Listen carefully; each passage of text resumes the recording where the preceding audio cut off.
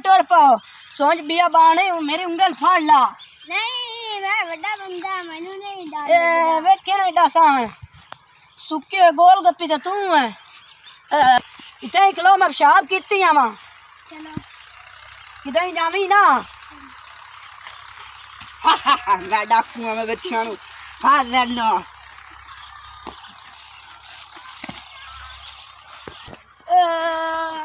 मेरे विराट चवानी नु चाल गए डाकू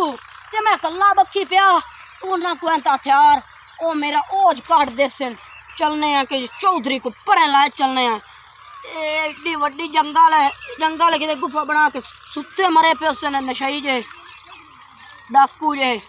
हुण चलने हैं चौधरी को ते चौधरी भी त्रिंगल दे मुंह वाला है चलने हैं मोड़ी खैर चौधरी है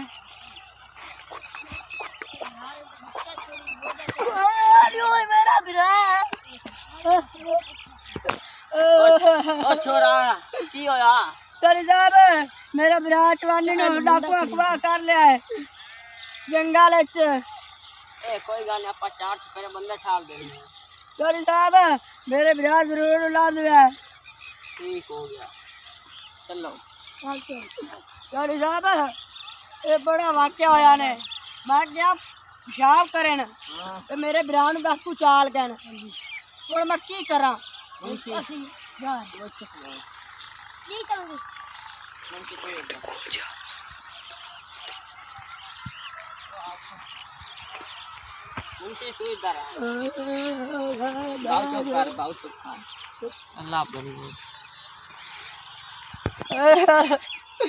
मैं सही गल की चौधरी साहब त्रिंगल वर्गा मुंह कदी यही जाता कदी यही जाता है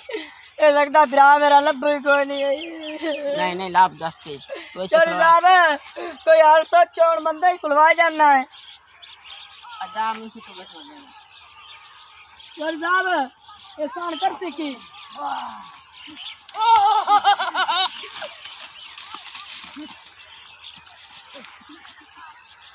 चौधरी साहब हमें कहना फदीक है सच्चे हो आंटी किस्म का आदमी है चौधरी साहब तेरा तो सारा ए पी जाता असली नहीं असली सारी में डर के भज असलू को बाहर आंटी असले ओ गाल सुन आपा दो में चलने हैं मट्ठा जा करके स्लो हो जा पर तू फरसा डाकू नु टेंशन ना तो आ जाओ खाना दो खाना दो मुंशी जल्दी आ सारे बच्चे जा रे मुंशी ने फतवा अरे छोटे ना आया यार साहब इंदा कोई हाल सोचा इन जेल गल